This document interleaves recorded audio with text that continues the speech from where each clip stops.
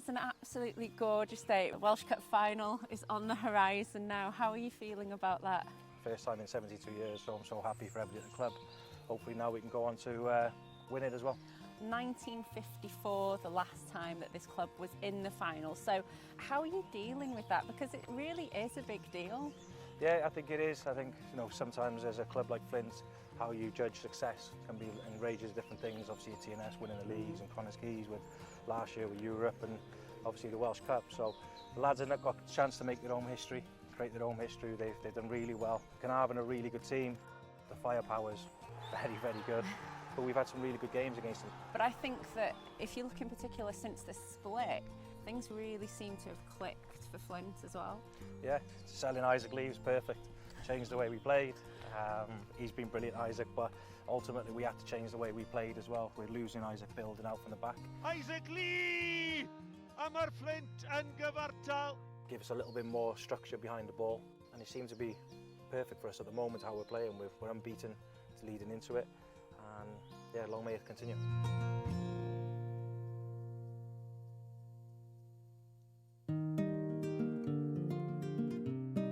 I think one of the things that I always really enjoy about your interviews, Lee, are how honest you are in a really refreshing way. Where does that come from? I'd like to see myself as a sort of like a fan or supporter in terms of some of the interviews that you see after games from these managers, that they're very much FAW sort of fed.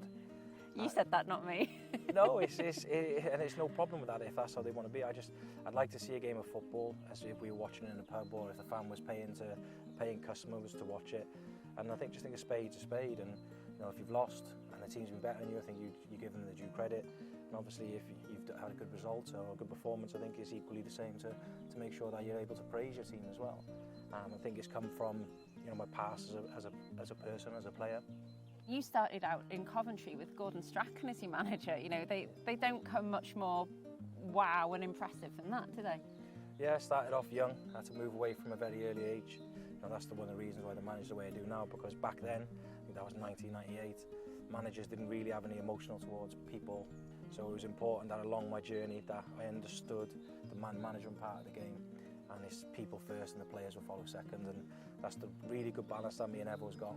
Evo's a really top coach. Some of the things he does is amazing, and I look at him sometimes in awe really of a coaching aspect, but then to the flip side of it, you also need what I bring to the table, which is very much man management.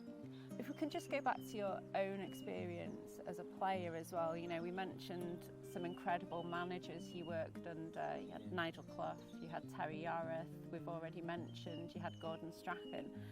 Who are some of the most impressive names that you might have played alongside and against that might wow some of our viewers?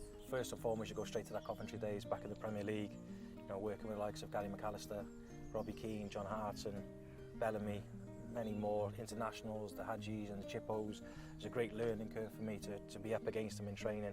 Going into the Welsh squads as well, you've got Ryan Giggs and Gary Speed, God bless him. But they're the people that, you know, you expect to say his names. But some of the best players I've played with are really are the ones down in the lower levels. Similar to me probably, just never really got to the levels where they should have got to. I made so many mistakes, and that career could have been a lot better than it was. Without being big-headed, I was a really good football player.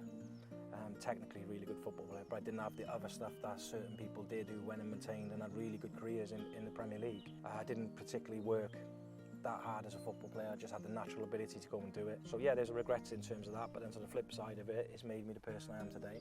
Ultimately, I'm striving to be better as a manager, and I won't allow my players to make the same mistake I did. There's a lot of talented young players in it, and sometimes they can get stuck in the system. We've got to prepare these lads for not just our league, but for the next progression as well, especially where we are as Flint. We know where we sit in the food chain within the Welsh Premier League, and we just try and work as hard as we possibly can, with as much fun as we possibly can. On a personal note, if you could go back and speak to the younger Lee, what would you say to him? Oh, it's that contradiction in terms of I wouldn't be who I am today without being what I was then. Just to understand when to say no, when to work harder, when to rest. Probably should have had a family a lot earlier as well. I know I was married, I was divorced by 19, so that didn't work out too well.